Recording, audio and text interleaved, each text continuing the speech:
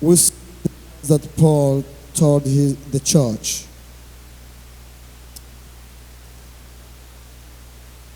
Abakorinto ba mbere igice 11. Yeah, 1 Corinthians chapter 11.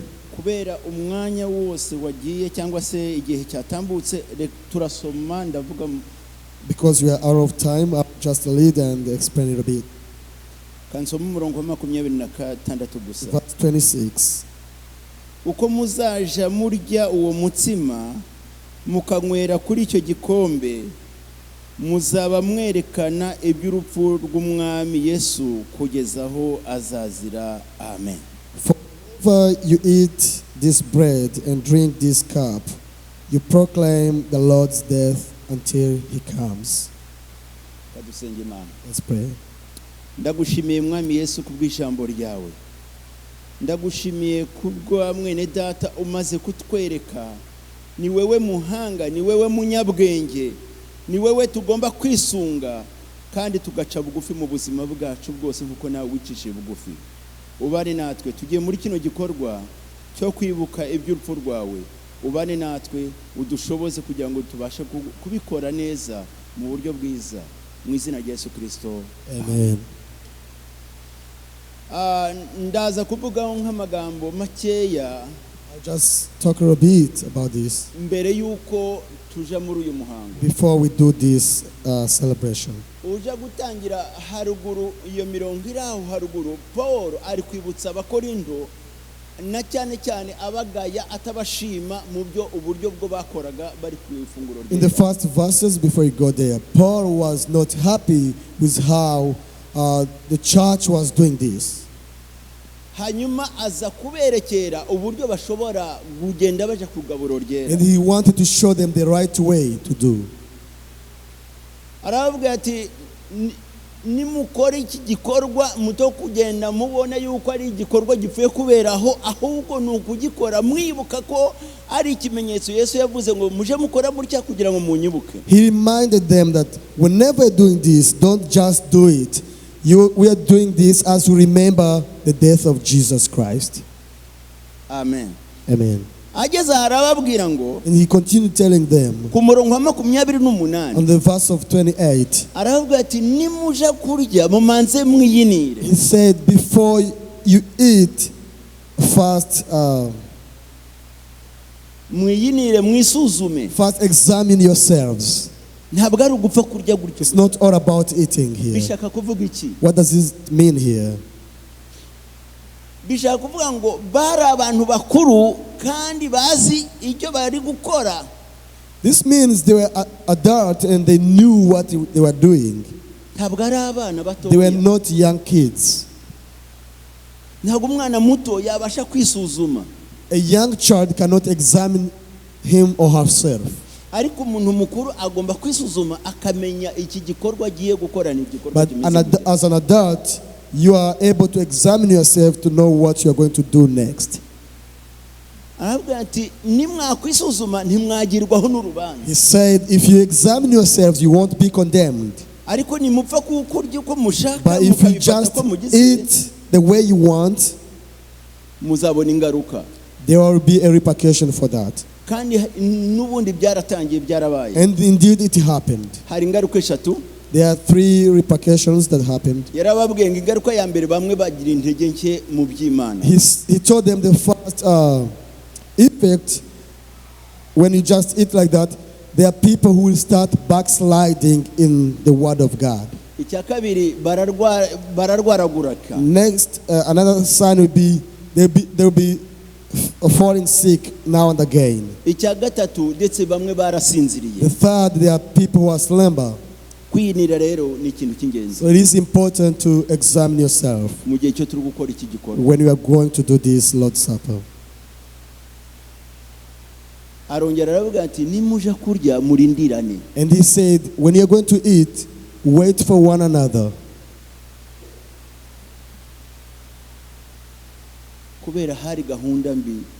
Because there was a bad habit. Wamuhereza agahita atamira ariko Paul arabashiraho gahunda kuvuga ngo nimumwakira nimuja kurya murindirane kugira ngo habe gahunda. In that time, whenever they were getting the bread, they would eat immediately. But Paul told them, please, once you receive the bread, wait for one another.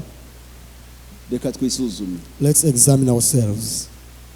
Kambibutse ijambo twisuzume mbere yuko twerekana urupfu rwa Yesu. Let's first examine ourselves before we celebrate the death of Jesus Christ. Just 1 minute as we examine ourselves.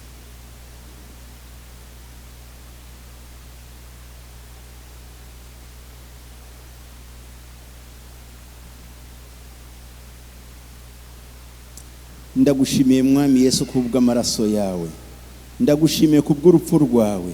Ndagushimiye yuko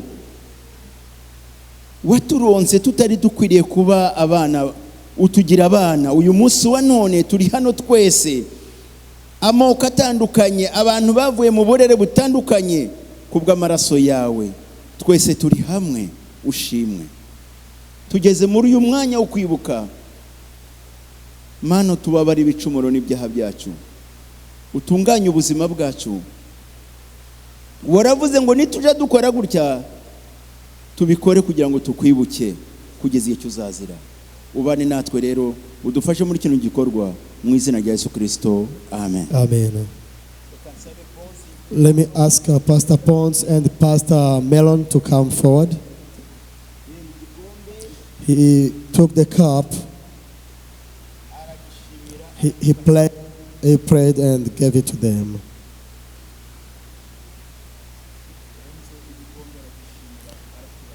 He took the cup, he prayed and gave it to them. Warakoze kubw'iki gikorwa, zina ryawe rihabwe icyubahiro. Reka abana bagiye kwakira babashe kwibuka iby'urupfu rwawe mu izina rya Yesu Kristo. Amen. Amen.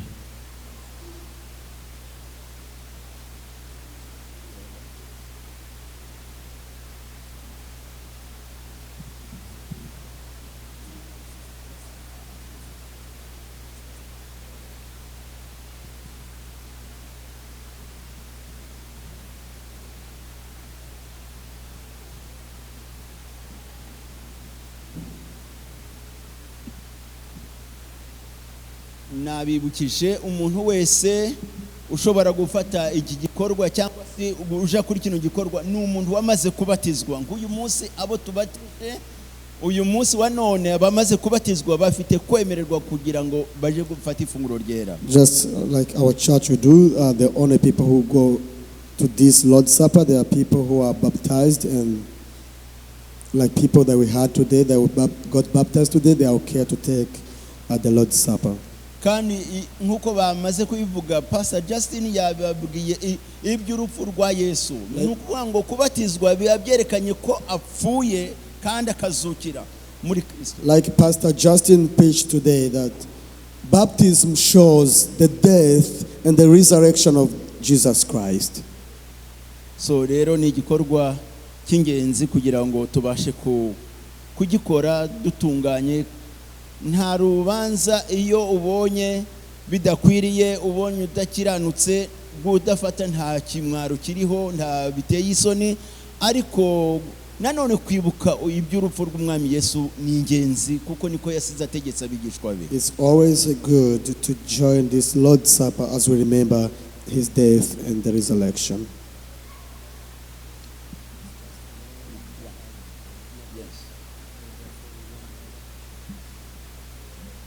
Reka turirimba indirimbo ya 50 abayizi, indirimbo ya 50. Meantime, we can be singing in the hymn of 50 as we are waiting for everybody to sing.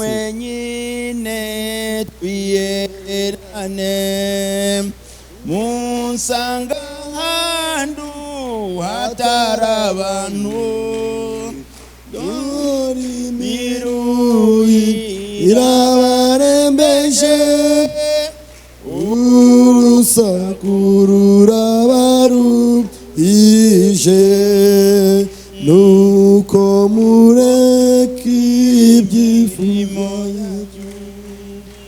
nzajya mbafasha mu mibabaro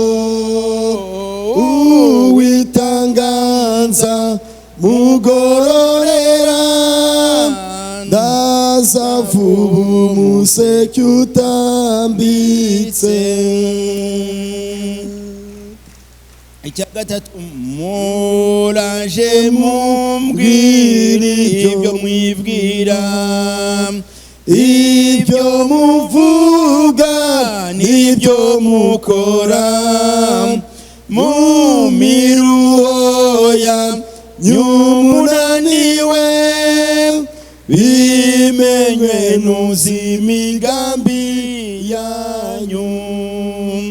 Inzira iraruhije mwitange,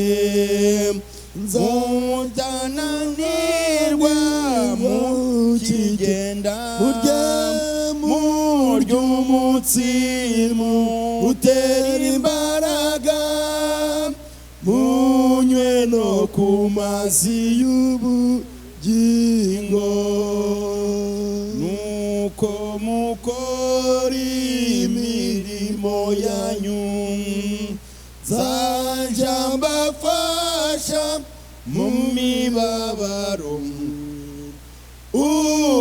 uwitanganza mugororera, ndaza vuba umuseke utambitse. Nuko mukora imirimo yanyu, nzajya mbafasha mu mibabaro, uwitanganza mugororera, ndaza vuba umuseke utambitse. 85 amaraso y'umucunguzi niyo soko yoza abanduye, niyo yoza abanyabyaha de bakabonera rwose. Ndaguhimbaza guhimbariza mucunguzi,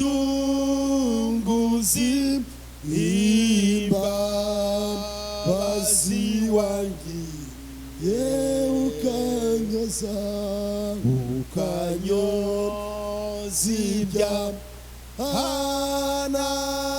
nakoze, mu maraso wavuye, ujya mwambuzi mwabambanywe, ararabutswa aranezerwa, nanjye umwihebe mubi nkawe, mutabazi umboneze. Naguhimbariza mucunguzi, imbabazi wangiriye, ukanyoza ibyaha nakoze, mu maraso wavuye.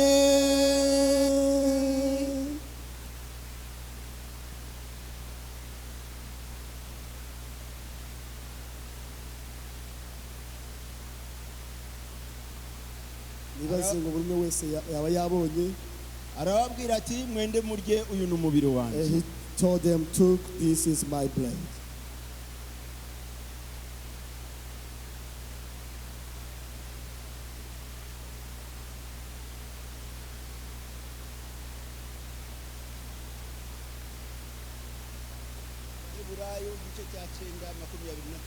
The book of Hebrews chapter 9 verse 22. aravuga ati ukurikije amategeko ibintu hafi ya byose byezwa n'amaraso. He said, with everything is cleansed by the blood. kandi amaraso atavuye ntihariho kubabarira And ibyaha. if there is no shedding of blood, there is no forgiveness of our sins. arababwira ati He told them, mwende mwere kuri kimwese kuko yari amaraso y'isezerano nshya ava ku bwa benshi kugira ngo mubabare ibyaha. Took this cup as this is the blood that was shed for everyone to be forgiven.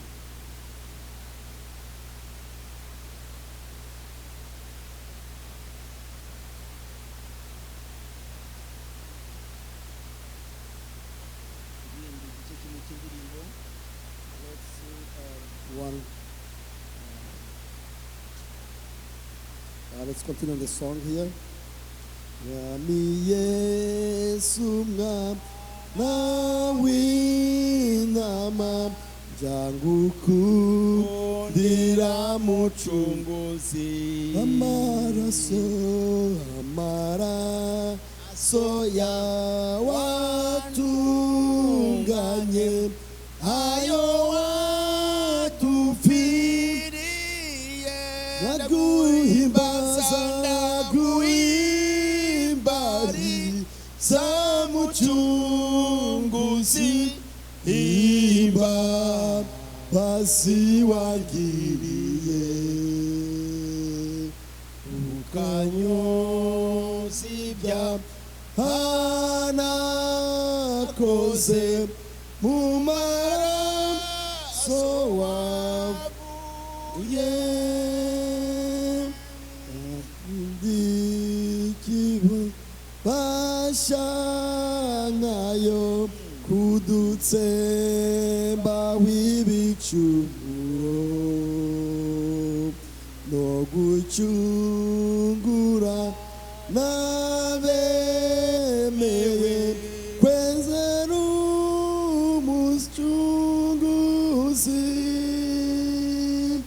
naguhimbariza mucunguzi imba abazi wangiri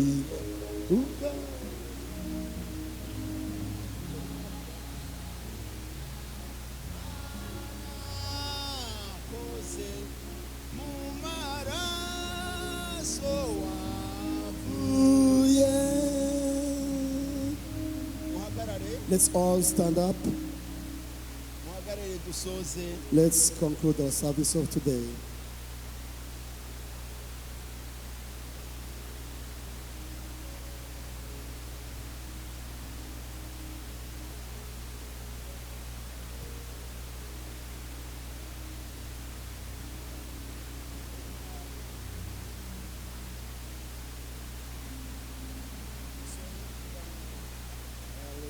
Conclude in this way. Let's pray. Mana ndagushimiye ku bw'amateraniro y'uyu munsi, ndagushimiye ku bw'ababatijwe uyu munsi, ndagushimira Mana kuba tuyoboye mu ndirimbo ndetse bikatufasha kugira ngo twumvemo ubutumwa bwiza. Ndagushimiye ku bwa Justin watubwirije ijambo ryawe, ndagushimiye ku bw'aba bantu bose bateranye kuri uyu munsi, ubaha umugisha, ubagirire neza, ubarinde, ubafashe mu izina rya Yesu Kristo. Amen. Let's have the word of benediction.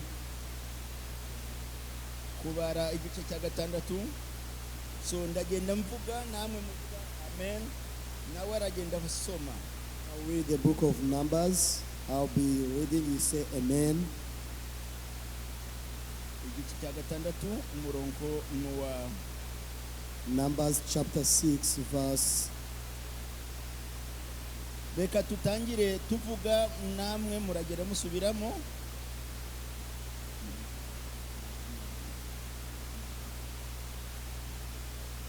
Numbers chapter 6 verse 24. Gatandatu umurongo wa 24. Uwiteka akurinde, Uwiteka aguha umugisha akurinde. The Lord bless you and keep you. Amen. Uwiteka akumurikishirize mu maso he akugirire neza. The Lord make his face shine on you and be gracious to you. Amen. Uwiteka akurebe neza aguha amahoro. The Lord turns his face towards you and give you peace. Amen. Imana y'amahoro ijane namwe mwese. May God bless you all. Amen.